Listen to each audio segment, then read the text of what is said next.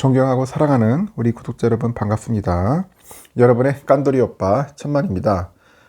점심시간 이후로 해가지고 아주 흥미롭고 아주 색다른 이야기가 있어요. 이런 일들도 있나 하는 생각도 합니다. 너무나 놀라웠어요. 우리가 주가가 오르면은 보통 뭐 2배, 3배 뭐 그 정도는 모르겠는데 10배까지는 봤어. 10배까지. 그런데 웃기는 게 뭐냐. 6개월 사이에 2000배 올랐어. 2000배. 2000%가 아니에요.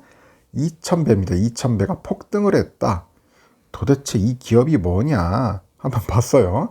알고 봤더니 기업 이름은 여기에 나와 있는 것처럼 두올물산입니다. 두올물산. 두올물산 주가가 이제 연일 이상 급등세를 보이다 보니까 금융당국이 이제 조사에 나서는 거예요. 물산이라고 해가지고 뭐 삼성물산처럼 그렇게 뭐 수출하는 기업인가 뭐 하여튼 그런 관련된 기업인가 했는데 상당히 좀 궁금했습니다. 그 장외시장이 있어요. 장외시장 KOTC라고 하는데 여기에 상장한 그 자동차 부품 제조업체 두올물산 주가가 6개월 만에 2000배 이상 폭등했다. 그래서 그 배경을 두고 사람들이 설왕설래 하는 거예요. 설왕설래. 뭐 이렇게 많이 올랐어? 2000배면은.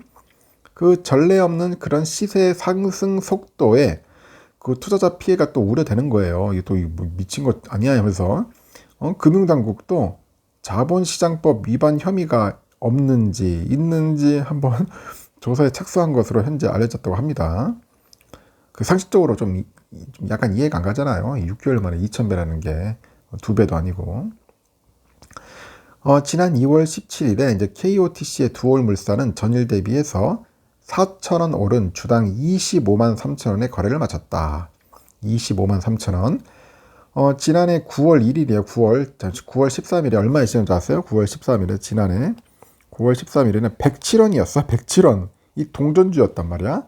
이 107원으로 첫 거래를 시작하는 것에 비해서 현 주가가 2364배로 오른 거야. 2364배 급등한 거야. 급등. 지난해 그 마지막 개장일 종가가 94,100원과 비교해도 올 들어서만 벌써 160%뛴 겁니다. 160%. 웃기지 않아요? 107원짜리가 25만 3천원이야. 107원짜리가. 거의 코인입니다. 코인급이에요. 그래서 두올물산 시가총액이 25조 원대를 기록했다. 25조 원. 엄청납니다. 그럼 코스피 시총 순위 11위가 누구야? KB금융이야. KB금융이 27조 원이니까 이 두올물산이 KB금융하고 맞먹는다는 겁니다. 그 네로라 하는 업종 대표의 기업이 있어. 포스코 24조 원. 카카오뱅크가 23조. 셀트리온이 22조. 현대모비스, 신한금융이 한 21조 되고 삼성물산, LG전자가 20조 원 정도 되는데 이런 모든 기업들을 싸그리 제치고 이 동전주였던 두올물산이 지금은 거의 뭐 앞서 나가고 있다. 뭐 그런 겁니다. 제가 보니까 25조 원대니까. 두올물산은 현재 거래가 정지된 그 코스닥 상장사 있어요. 그 디아크로부터 인적 분할에서 나온 회사야. 인적 분할. 두올물산이 그 보유한 그 난소암 치료제라고 있다고 하더라고요. 난소암. 그 난소암 치료제인 그 파이프라인인 오레고보맙이라는 그 미국 식품의약국 그 FDA죠. 여기 임상 3상 기대감이 주가에 불을 붙였다. 그런 분석입니다. 거의 일종의 막 바이오주 같아요. 그래서 두올물산이 그 바이오 사업 지속을 위해서 그 전제 조건으로 여겨졌던 두올물산 홀딩스 합병이 최근에 이제 금융감독원 승인을 받으면서 주가는 이제 3거래일 연속 상한가를 기록한 겁니다. 상한가를 계속 치고 있다. 그럼 두올물산의 그 주가 급등이 빚어진 사연은 다소 복잡하다고 해요. 이거를 이해하려면은 지난해 5월에 그 디아크의 인적 분할을 먼저 들여다본답니다. 디아크. 저도 처음 들어보는 것인데 디아크라고. 디아크는 지난해 3월에 그 감사인인 그 다산회계법인으로부터 그 감사 의견 거절을 받았어요. 거절. 그리고 거래가 정지됐는데 디아크가 캐나다 제약사 그 온코캐스트로부터 그 사온 그 바이오 지식재산 IP 가치를 3,752억 원으로 이제 계상한 것에서 대해서 적정성을 확인할 수 없다는 것이 의견 거절 사유였다네요. 그래서 디아크는 그 의견 거절 사유 그 해소와 그 바이오 임상을 진행하기 위해서 자금 유치가 절실을 했어요. 자금이 필요했겠죠. 그래서 이 과정에서 디아크 경영진이 생각한 그 묘수가 회사를 세 개로 쪼개는 것이었습니다. 회사를 쪼개자. 그래서 지난해 5월에 디아크는 그 두올물산 홀딩스하고 QQP 바이오를 인적 분할을 해요. 그 비상장사인 그 QQP가 아니고 OQP입니다. 그 OQP 바이오에 대해서 바이오 IP를 양도해가지고 디아크는 의견 거절 사유를 해소하도록 도왔고, 문제는 그 KOTC의 감사 의견 거절을 받은 회사를 올릴 수 없다는 데 있다고 합니다.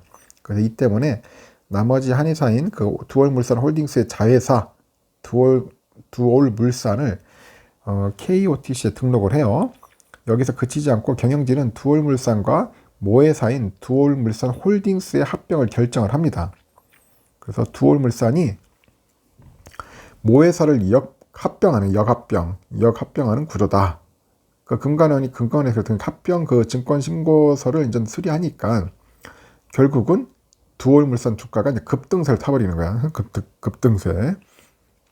그 증권가에서도 그 두올물산을 두고 매우 이례적이다 그렇게 봅니다. 매우 이례적인 그런 사례라고 이야기를 하는데, 금투에서도 그래요. 업계에서도 무형자산을 분리해가지고 별도 법인을 만드는 식으로 감사 의견 거절 사유를 피하는 것은 처음 본다.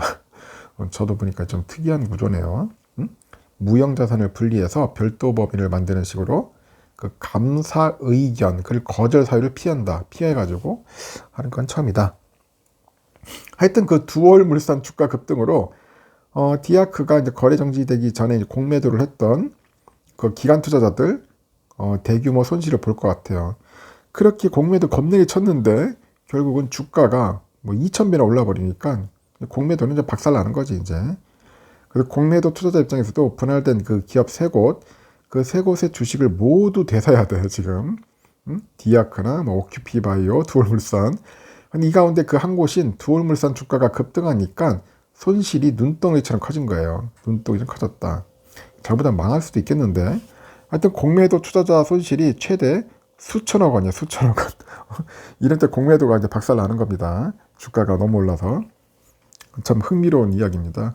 그 두올물산의 그 비정상적인 주가 흐름에 현재 금융당국은 조사에 돌입을 했고, 주가가 개별 호재만으로 몇 배씩 급등하는 경우는 있는데, 시총 500억짜리 소형주가 불과 몇 달 만에 26조 원이 된 거야.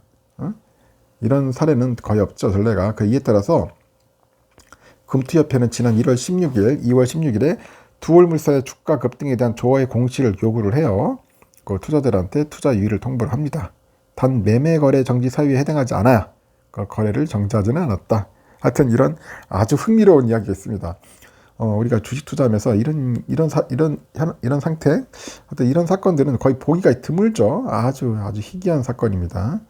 하여튼 공매도 세력들 아주 이제 작살났습니다. 내가 보니까 참고하십시오. 특히 또 여러분들 이런데 몰려들면 안 됩니다. 6개월 사이에 주가가 2,000배 폭등한 두올물산, 여러분들에게 아주 좀 흥미로운 이야기라서 한번 들려드린 겁니다. 참고하시고 즐겁고 재미있는 오후 시간 보내시길 바라요.